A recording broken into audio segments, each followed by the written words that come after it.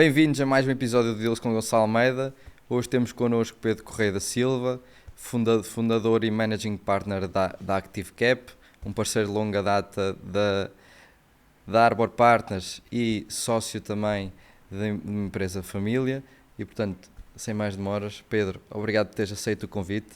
Acho que vai ser uma conversa muito interessante, tens um percurso muito interessante e acho que vai ser um gosto partilhar esta próxima hora contigo, perceber um bocadinho mais da tua história, que acho que vai ser uma mais-valia para quem nos está a ouvir.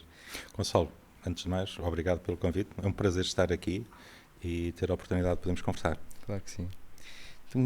Começando logo pelo início, queres contar um bocadinho de quem é que é o Pedro e o teu percurso até chegar a Managing Partner da ActiveCap? Sim, Gonçalo, claro.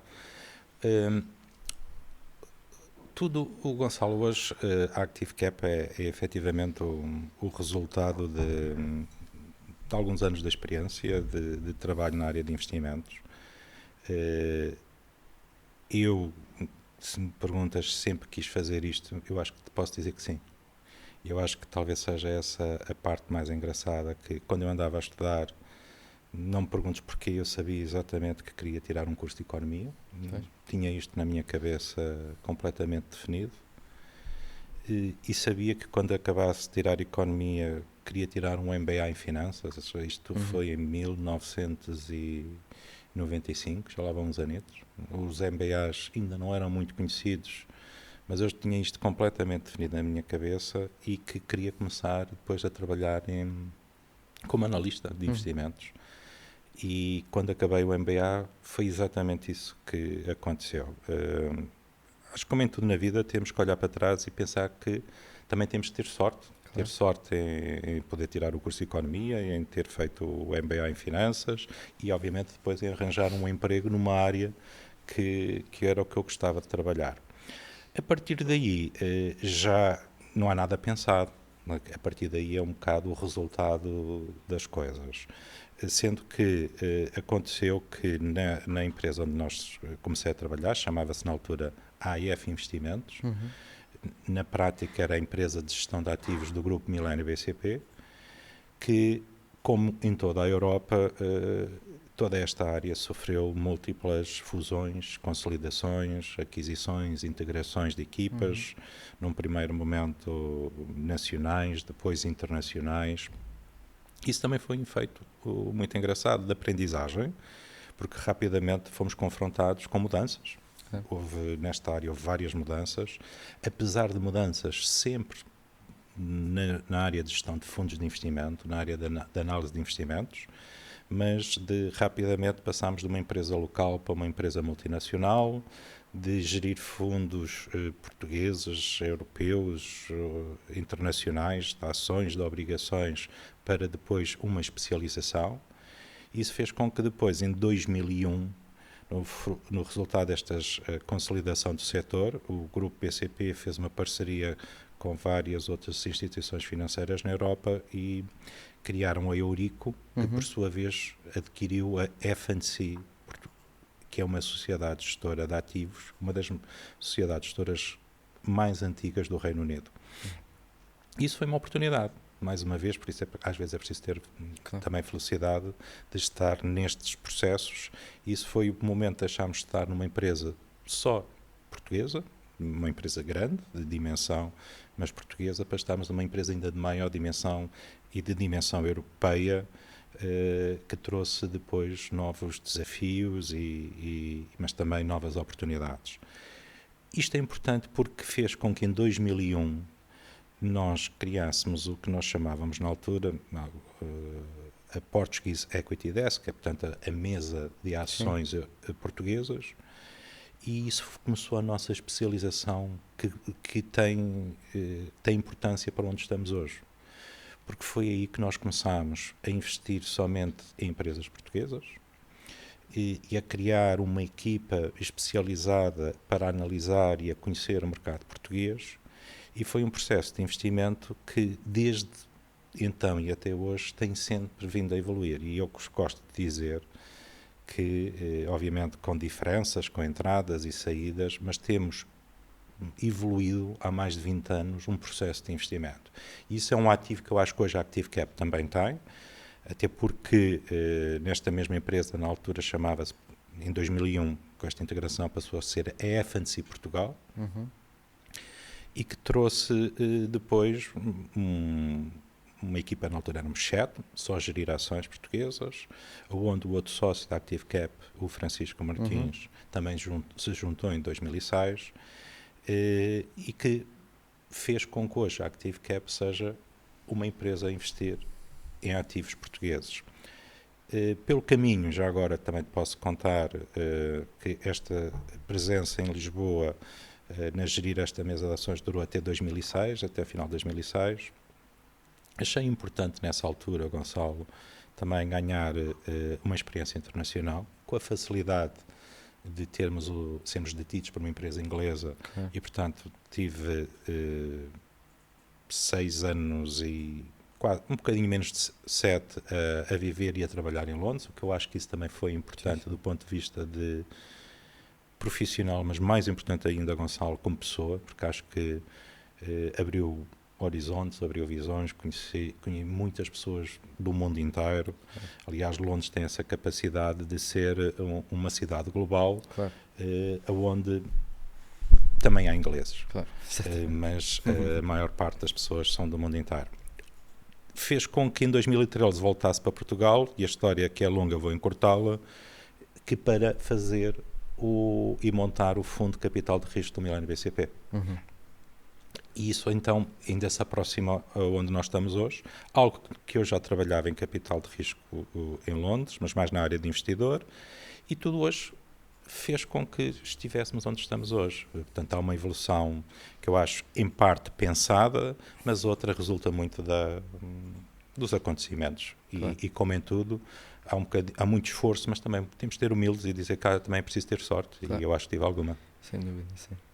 E o que é que te levou a criar a ActiveCap e qual é que era a tua visão inicial para a empresa?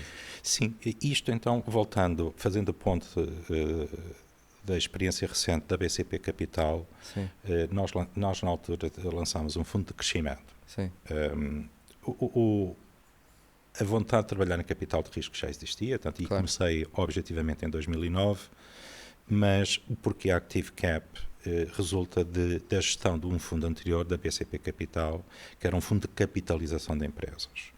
E nessa altura, dado a estar enquadrado também numa instituição de grande dimensão, nós já na altura quisemos ter uma estratégia de crescimento, que é capitalizar empresas e empresas com dimensão. Certo. Como sabes, capital de risco podemos estar no seed, no startup, no growth, ou no capital de expansão ou de capital de crescimento, no buyout, no distress, no private debt. Portanto, quando me faz a pergunta porquê a ActiveCap, é porque nós, durante a gestão deste fundo, do Millennium Capitalização, nós apercebemos que em Portugal há muitas boas empresas que não aparecem nos jornais, nos headlines, não são tão conhecidas, mas já têm dimensão, têm bons gestores, têm bons empresários, mas precisam de crescer muito mais. E esse conhecimento e essa experiência foi efetivamente determinante, porque para nós foi claro que havia um espaço no mercado que faltava preencher, até porque se as startups tiverem sucesso, há um momento que deixam de ser startups e passam a ser empresas de pequena ou média dimensão e que precisam continuar a crescer. E depois há também as outras empresas todas que já têm algum histórico que precisam e gostavam de crescer, mas não têm recursos para crescer. E aqui os recursos obviamente financeiros, mas não só. Porque e isto, Gonçalo, é se calhar a grande explicação à tua pergunta. O que é que nós nos apercebemos? Que muitos destes empresários têm sucesso, são sem dúvida empresários de sucesso, que terão há 10, 20 anos ou mais a desenvolver a sua empresa e, portanto, já não são novos e já não vão caminhar para novos, mas têm ambição de crescer. E crescer pondo tudo capital alheio ou pondo tudo capital próprio deles, significa porem tudo em risco. Certo. E, ajuizadamente, muitos deles decidem não o fazer ou, pelo menos, tomam uma decisão de preferirem não ter um crescimento tão acentuado e um crescimento mais gradual à medida que a empresa também gera recursos. Decisões acertadas, mas o mercado continua mesmo nesse tempo. E, portanto, nós entendemos que quando falávamos com estes empresários e dizíamos, mas nós podemos ser um catalisador do crescimento que já está na empresa, permitindo, em vez de só capital alheio, ter uma estrutura balanceada de capitais, portanto, reduzindo o risco da própria empresa e, adicionalmente, em alguns empresários, sermos um parceiro para estarmos lá a discutir decisões de investimento, a partilhar os sucessos e os insucessos. Eu acho que isto é que faz a diferença, porque o empresário, efetivamente, assim, cumpre o sonho de continuar a crescer, mas não vai hipotecar tudo numa altura que já tem 40, 50 ou 60 anos, porque já não vai voltar aos 20 e aos 30 para iniciar tudo novo. E foi isto, portanto, Gonçalo, que nós dissemos, este é um mercado fantástico em Portugal. Há muitas empresas boas em Portugal que não têm a dimensão que podiam ter e que nós achamos que, dando os recursos, leia-se, capital e recursos humanos, quanto mais não seja de governance e de partilha de decisões, que os empresários ficam com a possibilidade de continuarem a crescer e transformar as nossas empresas, que já são boas, em empresas maiores. Boa. E o que é que tu achas que tem diferenciado a Active Cap dos outros players do mercado? Portanto, obviamente não somos os únicos a fazer exatamente e a preencher e a trabalhar neste segmento, Gonçalo. Nós acho que nos especializamos a conhecer bem o mercado português. Acho que isso é um fator diferenciador. Talvez outros também tenham essa capacidade, mas já há um bocadinho de diferenciador. Portanto, os tais 20 anos, desde 2001 a trabalhar com grandes capitalizações, empresas cotadas, a trabalhar com pequenas capitalizações, empresas familiares, permite ter a capacidade de estar em empresas em diversas fases de momento da vida, com diversos governance. E sabemos nos ajustar ao momento da empresa e não nos impor como uma cartilha a cada empresa. Eu acho que isso é um fator diferenciador. Mas eu diria que o fator ainda mais diferenciador, e isso vem com o início, que há pouco falava de 2001, que nós também nos tentámos diferenciar de que maneira a termos uma presença ativa na gestão. Certo. Gonçalo, quando investes numa empresa cotada, a tua capacidade de influência é muito reduzida. Certo. Mas não é zero.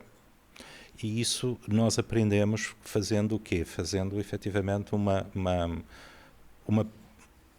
presença, falando com a administração, falando com as relações com os investidores, tentando compreender a estratégia, tentando, não diria influenciar, porque era difícil, como minoritários que somos, mas questionar se determinada decisão teve os recursos, teve o resultado que eram esperados. Portanto, não sermos um investidor passivo. Quando vamos para uma empresa particulares onde a nossa capacidade de participação é maior, eu penso que trazer recursos e acrescentar recursos à empresa talvez seja o fator diferenciador, ou seja, não sermos um investidor passivo. Certo. E que ser passivo não quer dizer que tenhamos que mudar a gestão, é exatamente ao contrário. É ser ativo a complementar e ajudar a gestão. Porque nós investimos, quando investimos nas empresas, é porque gostamos do que vimos. Gostamos da estratégia e gostamos da gestão. Se nenhuma destas acontecer, normalmente não investimos. Portanto, o que nos diferencia é, quando gostamos da gestão, é ajudarmos a acrescentar valor à gestão. Certo, sem dúvida. E qual é que na Active Cap tem sido o vosso foco principal em termos de tipo de empresa ou tipo de setor? Algum foco particular que estejam a olhar com mais atenção? Gonçalo, nós gostamos de dizer que somos agnósticos em termos de setores, porque há boas empresas em todos os setores. E aí é o que nós gostamos. Nós gostamos de boas empresas e dessas boas empresas dar-lhes a dimensão que falávamos. Portanto, gostamos de dizer que somos agnósticos. Mas, ao mesmo tempo, como estamos sempre a falar de crescimento, de investir para dar dimensão, dar escala, acontece que, invariavelmente, depois estamos sempre a falar de empresas com cariz mais industrial, porque são empresas que, além de capital intensivo, também têm já uma capacidade de internacionalização e de exportação, e é difícil crescer só em Portugal. Claro. E mesmo que haja mercado, a verdade é que não faz para nós muito sentido que uma empresa olhe só para o mercado interno. Aliás, queiremos ou não, sejamos ativos ou mais passivos, a concorrência é global e, portanto, o nosso produto das empresas tem que ser competitivo a nível europeu ou global. E, portanto, acabamos por também olhar para muitas empresas onde tenham uma componente de exportação muito grande. Não é um setor específico, mas tem uma característica da exportação, até porque, se nós gostamos que as empresas cresçam 2, 3 vezes as vendas, é normal que esse crescimento venha essencialmente onde o mercado é maior, portanto, fora de Portugal. Claro. Portanto, é mais a exportação, tem sido mais industriais, mas é mais por estas circunstâncias, não por uma preferência pré-definida. Temos todo interesse em também investir em empresas de serviços que tenham estas características de potencial de crescimento, e nomeadamente de crescimento internacional.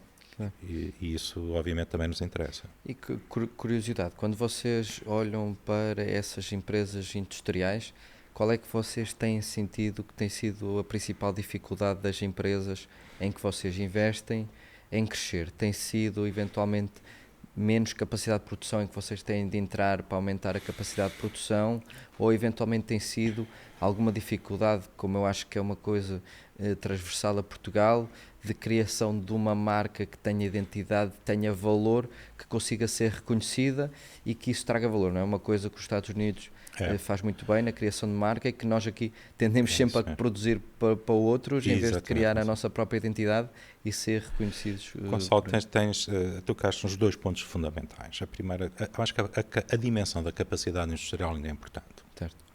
Agora, não pode ser...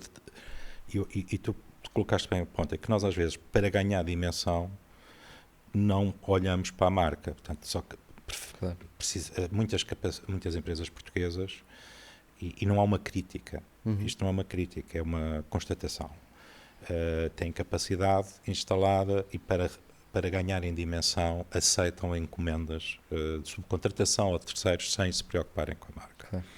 E eu compreendo isso, por um lado. Agora, investir na marca significa também investir no longo prazo. E é por isso que eu acho, Gonçalo, e muito bem, e como tu disseste, nós temos que investir nas empresas que têm marca e criam valor, porque, e eu acho que este é muito bom exemplo, Gonçalo, que estás a mencionar, e com a experiência que tenho de visitar várias empresas de vários setores, vários segmentos, é impressionante como as grandes marcas, seja de vestuário, seja de mobiliário, seja de produtos alimentares, vêm produzir a Portugal, com a marca deles. É isso. Portanto, a qualidade, ela existe. E era aquilo que eu dizia, nós temos muito boas empresas. Não têm a dimensão, e como não têm a dimensão, para ganharem alguma escala, normalmente aceitam só a subcontratação. Portanto, eu acho que nós precisamos, quando perguntas quais são os problemas para que isso, para que as empresas não tenham esse crescimento, uma parte é a dimensão, porque pela falta de dimensão, normalmente têm que recorrer à subcontratação e aceitarem encomendas de menor valor acrescentado, e depois há falta de marca. E a dificuldade, e esta dificuldade é latente a quase todos os empresários e industriais, é como é que se passa de uma para a outra. E tu sabes o Claro, caso, obviamente, pessoal do exemplo de uma empresa de marca que nós temos e gostamos porque tem capacidade para crescer globalmente. E isso é o que nós gostaríamos e queremos fazer, porque dando dimensão às empresas, as empresas podem e ter recursos para investir em marcas, e ao investir em marcas não só ficam com maior valor acrescentado, como protegem o mercado, porque não tendo marca, a deslocalização da produção e a concorrência é sempre pelo preço. Claro. Portanto, estão sempre a competir com outras geografias, sejam asiáticas ou europeias ou da América do Sul, estão sempre a competir no preço. Sim. Quando começam a ter marca, aí é o consumidor que vai determinar o produto e, portanto, ganha-se uma fidelidade e uma sustentabilidade do modelo de negócio muito importante. Portanto, eu diria que pegaste bem no ponto, são as duas. Certo. Capacidade para depois poder também ter uma marca que lhes permita continuar a crescer. E Gonçalo, voltando à questão que colocas de o que é que nós gostamos de fazer com os nossos focos, é o que é que nos daria mais gozo, se me permites falar assim, era efetivamente investir nas empresas que têm essa ambição de crescer com marca e dessas marcas terem um reconhecimento europeu, global, porque é aí que nós até enquanto país, enquanto economia, vamos ficar todos melhor. Claro, sim. Eu acho que aí, quer dizer, a Active Cap tem um papel muito importante, porque eu acho, quer dizer, e das conversas que vamos ter vamos tendo com muitos dos empresários, eles muitos deles investem muito, mas já acho, e até falando por experiência própria, investem se calhar só para um bocadinho mais daquilo que é preciso, não é? E às vezes, se calhar, para dar esse passo de internalização, ganhar escala, porque, quer dizer, e estavas a dizer aí bem, pode-se começar a investir devagarinho, mas o mercado continua a passar, às vezes é preciso dar um salto mais rápido. Dar um salto mais rápido, e para isso, e não estar tudo em cima do empresário que muitas vezes fundou a empresa e tem tudo lá investido, quer dizer, um parceiro como vocês, para ajudar no crescimento, é muito importante, diversifica o risco e dá um aumento de confiança, também uma gestão muitas vezes mais profissional e não ao daquilo que é feito noutras empresas. Não é? É isso, Gonçalo. E às vezes, nós às vezes tentamos criar explicações para tudo, mas às vezes explicações são bastante humanas e simples. E qualquer um de nós, nos diversos momentos da vida, tivemos mais apetência ou menos apetência ao risco, e obviamente à medida que vamos crescendo e vamos ficando mais maduros e vamos ficando, obviamente, com mais idade, a apetência para o risco é diferente. E por isso é que ter parceiros de capital faz toda a diferença. E, Gonçalo, também aqui não é inventar a roda. Porque se nós olharmos para o que aconteceu, principalmente o capital de risco, conhecido como Private Equity, tem uma origem anglo-saxónica, tanto dos Estados Unidos e Reino Unido, e se olharmos para a evolução e o impacto do capital de risco na economia, é impressionante. É impressionante, e eu acho que não é o único fator, nem sei se é o maior, não é importante. O que é importante é dizer que é um fator relevante e que teve um impacto significativo e expressivo para o desenvolvimento das economias, porque, e pegando no que tu disseste, é capital de longo prazo, é capital paciente, é capital que permite tomar decisões que não dependam da encomenda deste mês para poder pagar as responsabilidades e investir no longo prazo, que é marca. Exatamente. E isso faz, na minha opinião, toda a diferença. Eu às vezes até costumo dizer, Gonçalo, e estou a falar da indústria, não estou a falar da Active Cap e da indústria global, mas também, obviamente, em Portugal, que eu acho que o capital de risco em Portugal pode ter um impacto mais expressivo do que os fundos comunitários tiveram. Certo.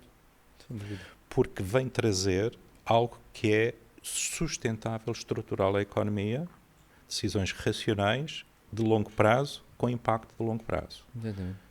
E sem dúvida, quer dizer, o, o que leva o capital de risco a investir é sempre um racional económico, não é? E, portanto, um racional económico tem de ter uma estratégia à frente que depois deriva em resultados financeiros, pelo menos na teoria, que o vosso objetivo no final do dia é devolver também retorno aos vossos investidores.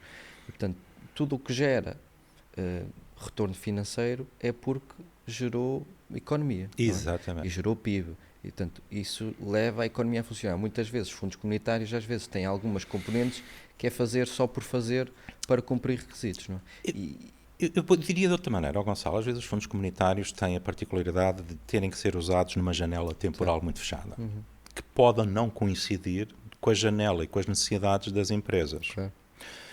E isso faz com que determinadas decisões de investimento tenham que ser tomadas naquela janela temporal que pode ou não ser a janela da empresa. Claro. O capital de risco tem uma lógica diferente. Tomas a decisão quando efetivamente é importante o capital da empresa. E eu acho que, sem grandes considerações, e até porque nós, enquanto economia, obviamente, não podemos deixar de ter noção de que teve um impacto positivo na economia, os fundos de coesão todos, mas eu acho que é mais estruturante estas decisões que não dependem de janelas, as decisões mais estruturantes que dependem dos momentos em que as empresas estão preparadas para tomar essas decisões e têm essa capacidade de tomar esse investimento. E é aí que eu acho que é a verdadeira diferença e como dizes, que depois tem um impacto na economia muito, muito, muito grande. Eu acho que nós não... Também é importante dizer, e eu acho que hoje já está bastante aceito, que para haver riqueza do país, tem que haver riqueza económica. Para haver riqueza económica, nós temos de ter empresas a produzir riqueza. E é isso que estavas a dizer, portanto. E a riqueza vem do valor acrescentado, o valor acrescentado vem da marca, e para teres marca tens de ter capital. Não é preciso complicar. Sim. E é tão simples quanto isto. Mas depois a aplicação demora o seu tempo, mas convém olharmos, e volto ao exemplo que dei, convém olharmos para quem já fez o mesmo. Okay. Basta olhar o que aconteceu no Reino Unido, basta olhar o que aconteceu nos Estados Unidos, e nós até temos que dizer que, obviamente, em Portugal e na Europa temos coisas muito boas, se calhar melhores que algumas destas economias. Porque é que não conciliamos o melhor dos dois mundos e aprendemos que este investimento tem um impacto nas empresas, que tem um impacto na economia e que vai permitir que todos possamos, obviamente, ter uma melhor condição de vida. Sim, claro, sem dúvida. Eu acho que, quer dizer, uma coisa que também em Portugal, e um bocadinho do objetivo deste podcast também é um bocadinho transmitir mais informação de como é que estes negócios funcionam e qual é que é o papel de investidores de capital e de investidores que estão habituados a fazer estas aquisições ou parcerias com empresas para desenvolver a economia e desenvolver as empresas. É que ainda acho que quando falamos em Portugal ainda há algum mito sobre o que é que os fundos fazem, o que é isto de adquirir parte do capital, enquanto, por exemplo, nos Estados Unidos e noutras zonas da Europa já é visto com mais orgulho, até como um caso de sucesso, quando há a entrada de um parceiro estratégico como vocês. Gonçalo, sem dúvida. E aliás, e nós às vezes pegamos nesse teu exemplo precisamente para explicar que é mais fácil explicar com exemplos que são conhecidos no mundo inteiro. Portanto, as grandes capitalizações do mundo inteiro hoje em dia foram, no início, financiadas, não digo todas, porque não sei dizer, mas a grande maioria financiadas no início por capital de risco. Porque é o que faz sentido. Nós hoje ouvimos falar das grandes tecnológicas, quase todas elas foram financiadas com capital de início, precisamente porque, para lá está, elas poderiam demorar o seu tempo, mas o tempo de mercado era muito mais rápido. A Amazon teve muito tempo, e com grandes rondas de capital, com várias rondas de capital, mesmo até já tinham dimensão não só nos Estados Unidos, dimensão global, mas o modelo de negócio estava a crescer tanto que justificava continuar a investir no crescimento.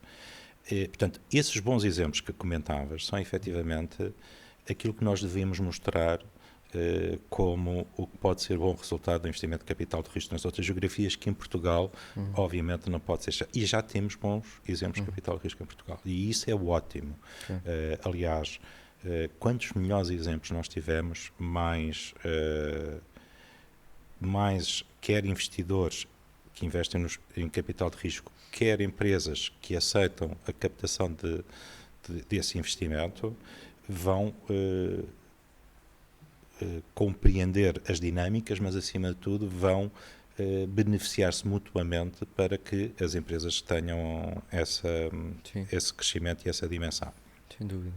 Agora, se calhar, dando um exemplo específico, falando um bocadinho do que aconteceu na Fabri Doce e ouvindo um bocadinho o teu lado, o que é que, quando olhaste para a Fabri Doce, o que é que fez despertar o vosso interesse na empresa? Nós já dissemos tudo, mas mas já dissemos, olha, em primeiro lugar, como tu disseste logo de início, e eu gosto bastante de frisar, quando conhecemos o Rui e quando conhecemos o projeto, e tu sabes que nós simpatizámos logo com o projeto naquele primeiro momento, naquela primeira reunião, porque cumpria as características de que acabamos de dizer. Tem marca, tem marca reconhecida, tem valor acrescentado, bastante valor acrescentado, já tinha dimensão internacional e, na nossa opinião, e penso que da empresa, pode aumentar significativamente a escala internacional. Vamos pensar que nós estamos a falar, e agora entrando um bocadinho em detalhe do exemplo da Fabri Doce, se me permites, Gonçalo, estamos a falar de produtos alimentares, mas bastante complexos, que uma parte até vem atrás com a tradição de Portugal, que eu acho que isso também é bastante interessante, daquilo que são os doces conventuais e a capacidade de manter e de perpetuar e até de transformar isso num produto global.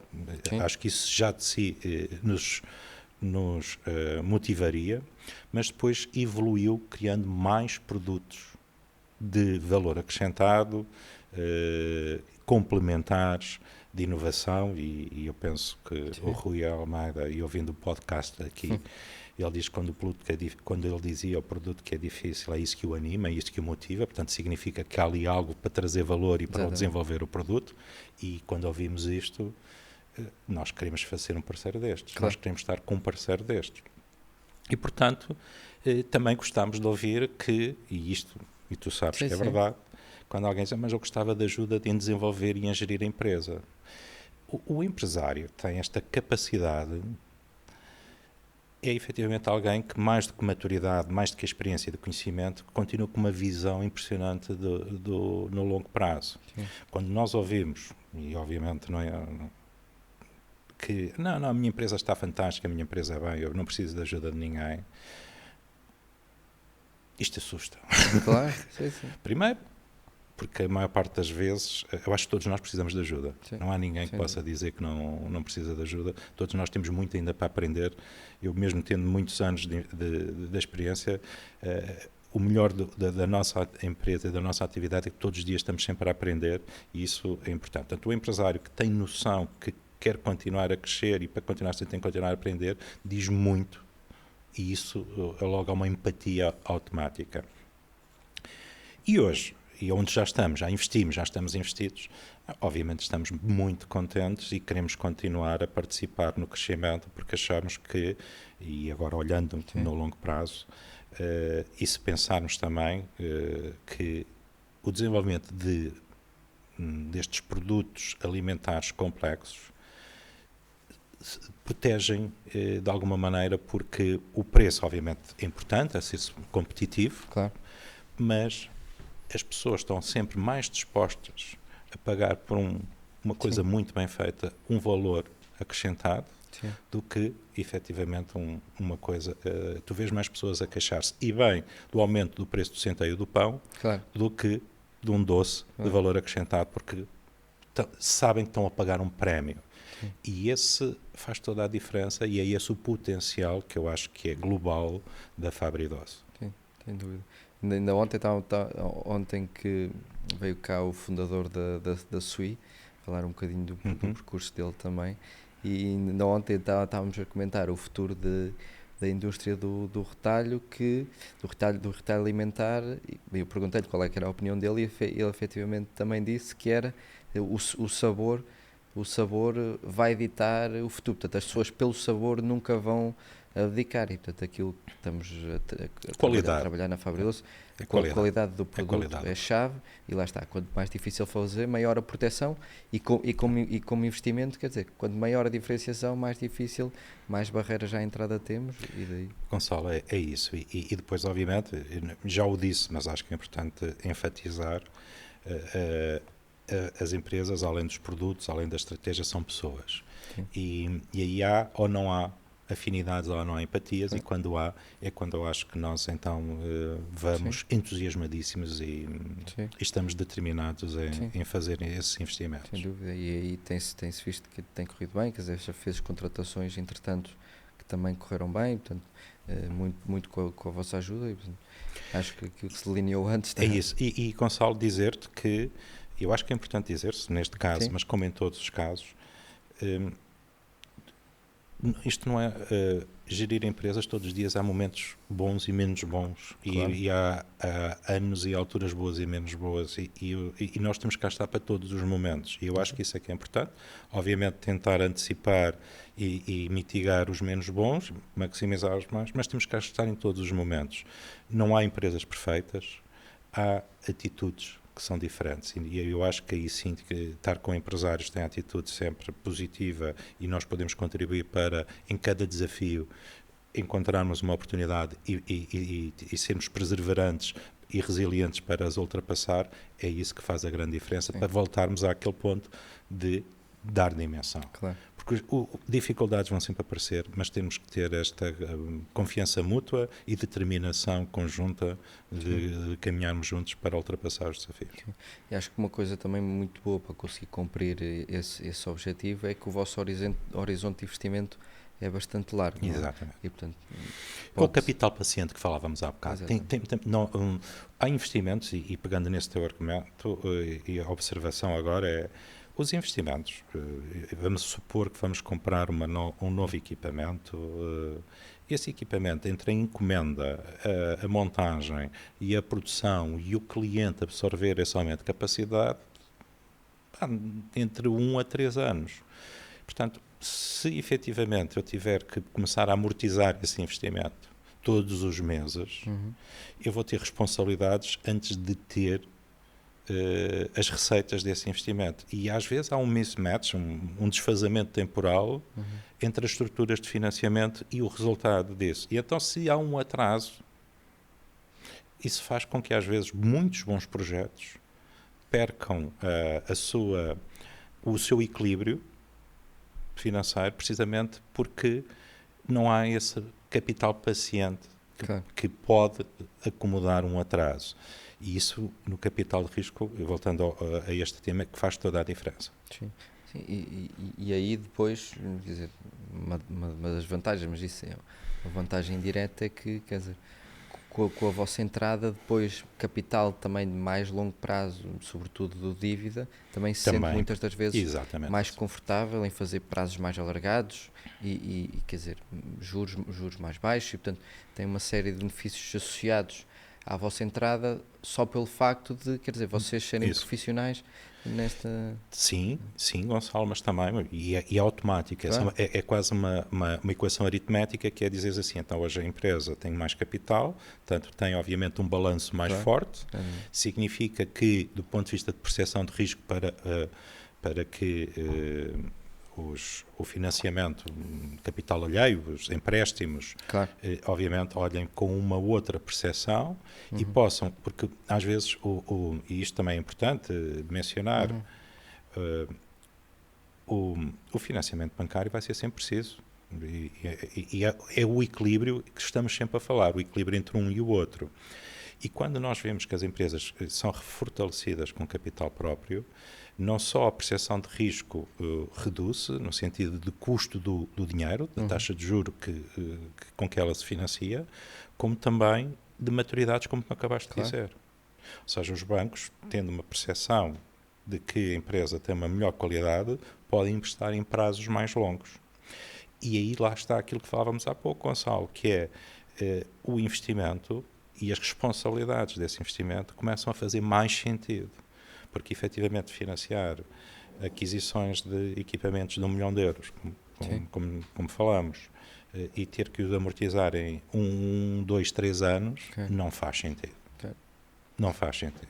Portanto, equilibrar isto à maturidade dos investimentos é algo que, aliás, nós sentimos, não queria dizer uma queixa, mas uma necessidade de muitos empresários que sentem que gostariam também de fazer investimentos mais longo prazo, mas não têm os tais instrumentos. E por isso é que nós às vezes também dizemos, mas temos que equilibrar, se calhar a primeira decisão não é à espera que alguém ofereça um financiamento a 8 ou 10 anos, é estruturar a empresa para que os outros investidores percebam que o risco permite investimentos a 8 a 10 anos e aí sim beneficias não só no custo do juro, mas, e isto é que é importante, Gonçalo, tu disseste, mas eu vou salientá-lo, é que ao alongar as maturidades fazes com que as tuas responsabilidades naqueles anos sejam menores de pagamento de amortização de capital e a geração de caixa te permite continuar a reinvestir mais na empresa. Há múltiplos efeitos que às vezes não são óbvios, não são os mais evidentes, a redução do custo do juro mas a caixa que liberta permite continuar a reinvestir na empresa. Exatamente. Quer dizer, esse reinvestimento muitas vezes, quer dizer, às vezes nem, eu acho que muitas empresas nem medem, mas quer dizer, a maior parte dos investimentos que eles fazem tem um retorno em 1, 2 anos. Portanto, quer dizer, eles terem caixa que conseguem libertar e aplicar em investimentos que têm um retorno tão rápido, quer dizer, é um múltiplo tão grande que fazendo isso sempre tem um efeito composto gigantesco. Não? Muitas das vezes, Gonçalo, também posso dizer isso, que às vezes a pessoa vê muitos bons negócios, mas é a estrutura de capitais que lhes impede que elas possam crescer mais, porque depois é uma pescadinha de rabo na boca. Depois as responsabilidades obviamente têm que ser pagas, depois a caixa que é gerada vai para as responsabilidades, mas depois temos que financiar a aquisição de material com confirming, depois temos que financiar os recebimentos que é 60 ou 90 dias para já. Tudo isto somado faz com que as empresas depois tenham um custo que não dão conta, mas é muito maior, e eu agora vou defender a minha dama Gonçalo, do que o custo que supostamente o capital tem. Claro. Sim, sem dúvida. Porque o capital pode dizer que é mais caro, mas é proporcional ao ganho. Claro, exatamente. E é no momento em que há já resultados. Quando nós somamos este custo todo, e é isto que eu acho que podemos mesmo deixar como quase que um desafio que os empresários meçam o custo de uma má estrutura ou de um desequilíbrio do balanço das empresas. Sim. E eu até diria, defendendo a tua dama também um bocadinho, que na verdade do vosso lado nem é tanto um custo, é mais uma partilha de ganho, não é? É exatamente isso. Eu também não gosto, e Gonçalo, tem-nos acontecido, e às vezes, principalmente logo nas primeiras reuniões, e nós gostamos de ser bastante objetivos nisso, qual é o custo? E nós dizemos, olhando para o custo, é zero. Claro, exato. E agora, se me disser... Até pode ser negativo, se a empresa infelizmente pode ser negativo, o que era péssimo para todos, não é? E por isso é que é a grande diferença. Mas quando dizemos, mas nós ambicionamos ter retornos de 2 dígitos, isto não pode ser, tu disseste, Oliveira, isto não é um custo, isto é um ganho, porque o ganho é proporcional e às vezes é também ponderarmos isto. Mas sem este investimento a empresa fica melhor ou fica pior? Sem este investimento mantém-se melhor, então não vai haver investimento, como é evidente. A lógica tem que ser, ok, mas nós fazemos um investimento e todos nós vamos ficar melhores. Aí há negócio. Aí estamos a falar de oportunidades que fazem sentido para todos. Eu acho que tem de ser, continua um bocadinho o empresário tem de estar preparado para receber o investimento, não é? E tem de perceber que não está a abdicar de nada, tem de ser uma relação win-win. Exatamente. Se não for ganhador para ambas as partes, mais vale a pena não avançar com... E eu sinto, e agora pegando nesse teu ponto, desde que começámos a fazer investimentos em capital de risco em Portugal, que foi em 2013, Gonçalo, desde as nossas primeiras reuniões, em que sentíamos que muitos empresários tinham uma aversão à partilha de decisões e até às vezes até à partilha de informação, nós hoje estamos num mundo completamente diferente. Eu acho que enquanto de antes a proporção era havia mais receios do que entusiasmo, agora é exatamente ao contrário, o que tem a ver, obviamente, com mais informação, mais exemplos de sucesso, há pouco aqueles que tu falavas, os exemplos de sucesso ajudam, tem a ver, obviamente, com maior informação e formação de todos os lados. Eu acho que nós também temos de ter humildade, nós, empresas de capital de risco, de dizer que também nos compete a nós fazermos uma parte de pedagogia do que queremos e do que fazemos. Sim. E, portanto, quando eu vejo outros colegas, outros pares com bons investimentos e com bons sucessos, eu só posso ficar contente, porque significa que estamos todos a fazer um bom trabalho e quando todos nós temos a fazer melhor é o mercado para nós todos. Exatamente. E portanto é um mundo muito grande. Hoje os empresários mais novos, da minha idade, já têm uma perspectiva completamente diferente, fruto, obviamente, de uma necessidade também, vamos ser sinceros. Num primeiro momento foi uma necessidade, mas depois também de uma percepção de que efetivamente se do lado corre bem e se eu consigo hoje capturar mais do que se calhar eu não vou conseguir de outra maneira, então aquilo que dizem tem que ser win-win, temos todos que ganhar e isso é o que faz sentido. Sim, eu acho que, quer dizer, também depois muitos casos de sucesso e já em várias partes do país, não é? E sobretudo naquelas zonas onde são mais industriais, até são zonas que não são zonas tão urbanas, portanto, word of mouth corre mais rápido e os outros empresários perceberem que aquele empresário teve uma mais-valia com um fundo de capital de risco, facilita muito esta... Gonçalo, pegando no que tu disseste, é das coisas que nos dá mais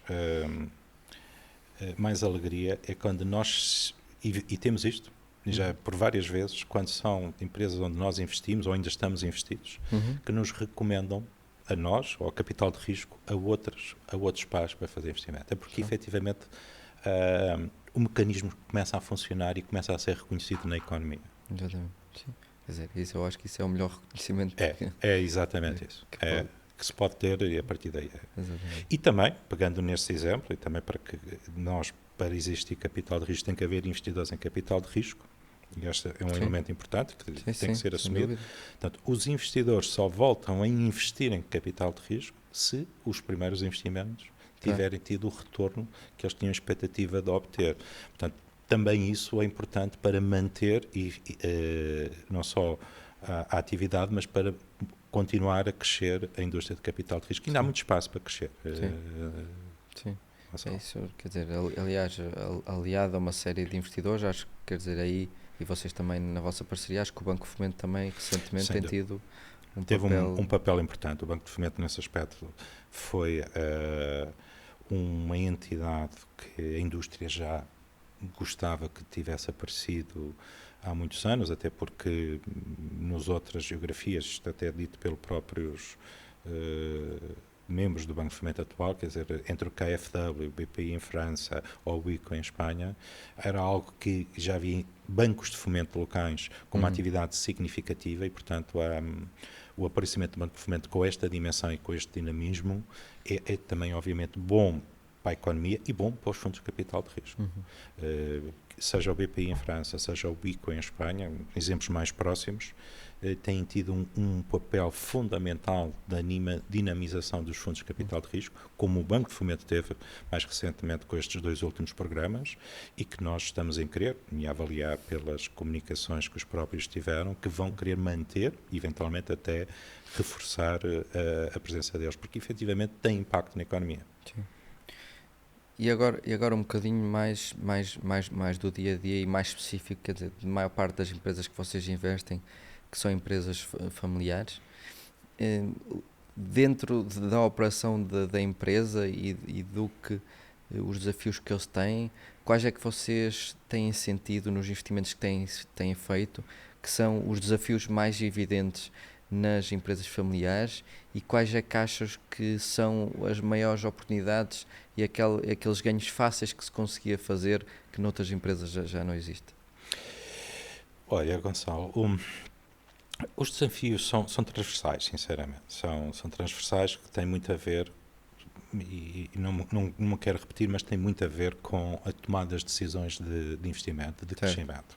Esses são transversais e são importantes. São decisões importantes, Claro. porque podem ser transformacionais para a empresa. Esses são, e todas corremos o mesmo. Portanto, nunca há certezas absolutas, Gonçalo. Quando tomamos uma decisão, não há certezas absolutas. Tentamos, obviamente, todos nós do lado da equipa, mas também, obviamente, as empresas com as próprias equipas, tomar decisões com o maior suporte de informação e de análise de pressupostos possíveis. Ontem venho de um conselho de administração onde tomamos uma decisão de investimento na Tailândia. Uhum. É um investimento considerável. Claro. Isto faz com que tomamos essa decisão, aprovamos esta decisão. Obviamente uma decisão já está a ser preparada há mais de um ano, Claro. mas há um momento em que tem que ser aprovada. Claro. Tem que ser Tem que tomada, se decidir. tem que se fazer. Não há certezas absolutas, Gonçalo. Claro. Portanto, eu acho que uma das grandes questões é estarmos de uma maneira ativa, construtiva, a desafiarmos mutuamente para perceber, seja os riscos de execução, seja a análise dos contratos, seja os montantes de investimento, seja a cadenciação desses investimentos, o impacto que isso possa ou não possa vir a ter para a empresa.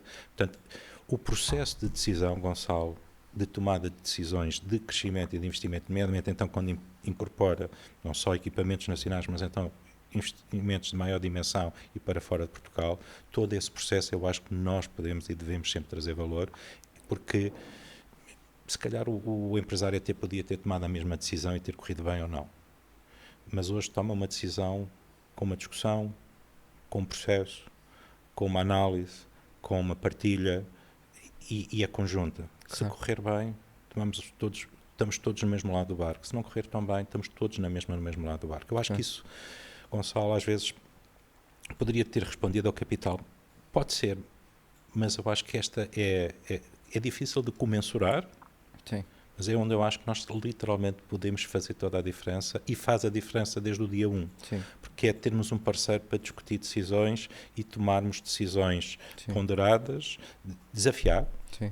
Não só desafiar-nos, ou seja, nós dois seguramente temos experiências e visões diferentes. Claro. Quando estamos a construir uma decisão, eu vou ouvir as tuas preocupações, tu vais ouvir as minhas preocupações e eu tenho a certeza que o processo vai ajudar a que a decisão seja melhor. Claro. Pode ser a mais acertada ou não, mas o processo levou a que a decisão tenha sido muito mais suportada. Claro. Eu acho que essa é verdadeiramente, desde o dia 1, em empresas familiares principalmente, mas também às vezes em outras empresas que, sendo cariz familiar, mas já tivessem uma eventual até uma boa estrutura de organização, trazer um parceiro traz sempre, um parceiro de um cariz mais institucional, traz sempre uma ajuda. E eu acho que isso está todos os dias nas empresas, sabes?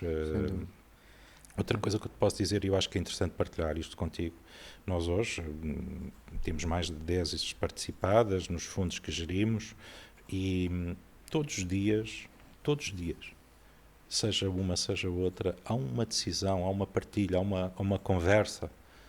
Isto, eu acho que com isso trazemos valor. Claro.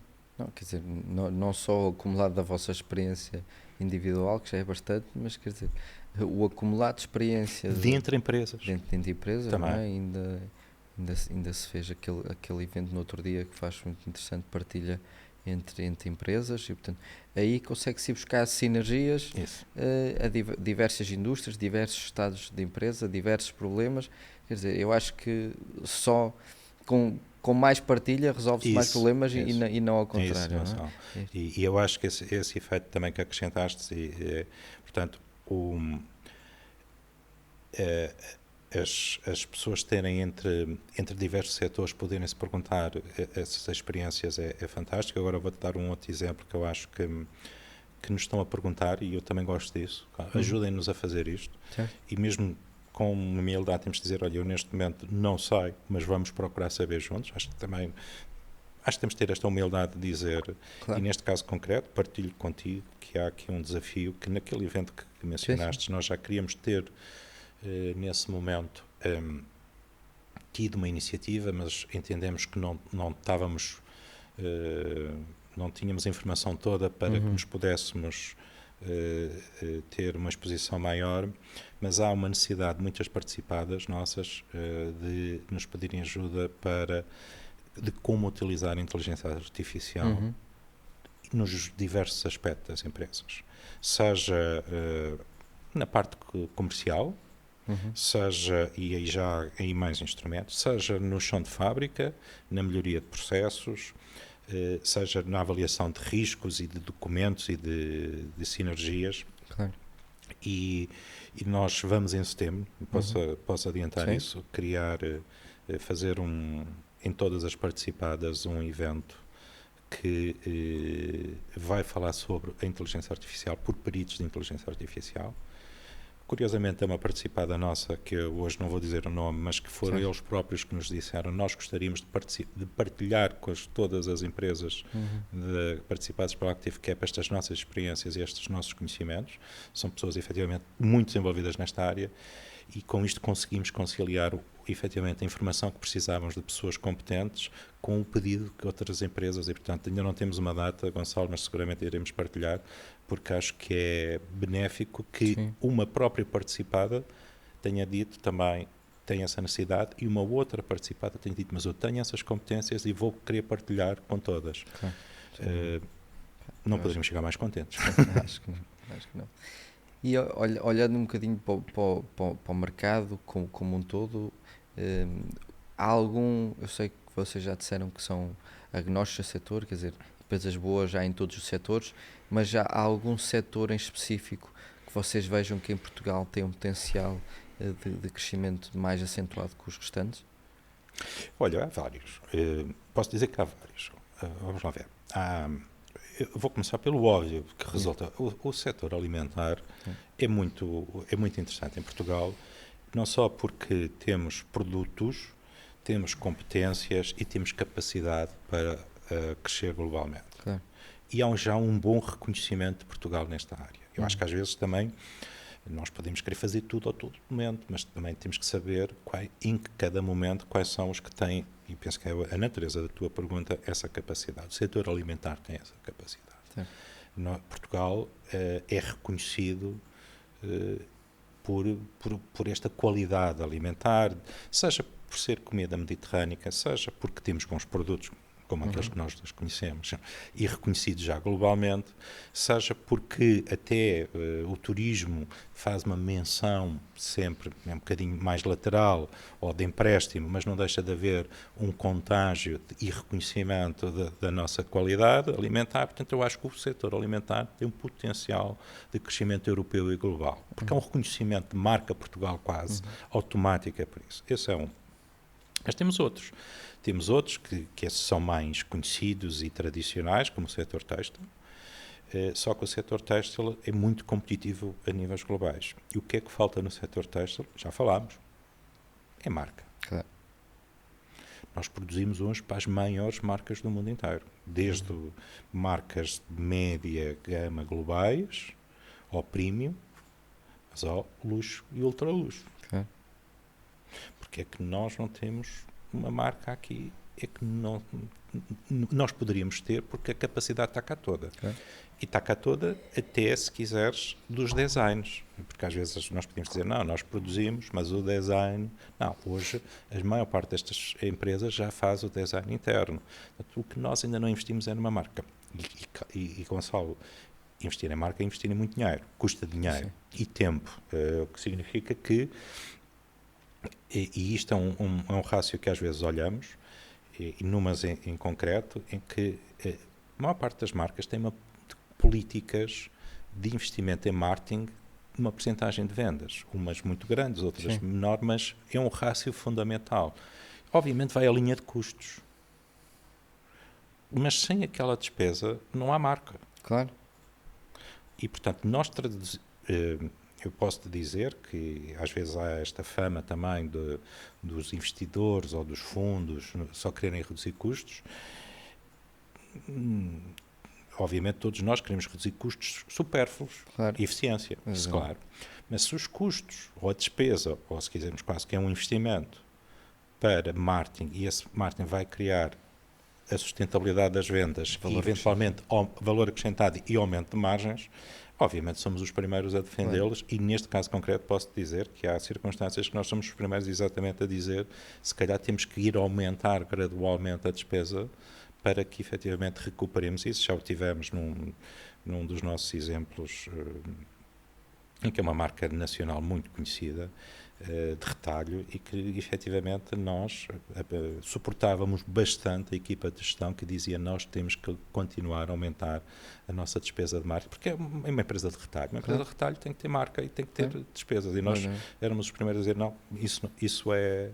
Sim. Podemos cortar no carro, não vamos cortar nessa despesa, porque isso é fundamental para a empresa. Sim. Eu diria que os fundos não são defensores de cortar custos, eles são defensores de racionalidade económica, não é? Portanto, se o custo vai gerar um retorno, quer dizer, não é um custo, é um investimento. Que o capital existe. Exatamente, por isso é que existe, não é? E agora, para terminar, e quer dizer, isto já é muito no seguimento daquilo que temos vindo a falar nesta última hora, mas vocês que estão habituados a crescer empresas e muitas vezes pegam empresas já com alguma dimensão, se tu tivesses de dizer, quer dizer, o fator principal, qual é que achas que é o fator principal de uma empresa que já está em 10 milhões de faturação e quer crescer para 50, da vossa experiência, qual é que é o foco número 1 que essa empresa tem de ter para conseguir atingir esse resultado? Temos uma equipa que esteja determinada a fazer isso, Gonçalo, porque eu acho que as competências temos, quase sempre temos boas competências, temos recursos, e se pensarmos que tivemos acesso a capital, portanto, o fator determinante é termos equipas para levarem esse crescimento. Esse é o fator. E nós cada vez mais sentimos que o nível de gestão média em Portugal está a aumentar significativamente. Estão a ser globais. E reparem bem que nós já temos grandes gestores reconhecidos globalmente, o que isso só nos pode dar alento e suporte e confiança a podermos fazer esses saltos, e bem que dizes muito bem, de 10 para 50, porque tem que ser assim. Não temos de ter esses receios. Temos competências para isso. Sem dúvida. Pedro, muito obrigado. Foi um prazer, Gonçalo. Obrigado. Muito breve.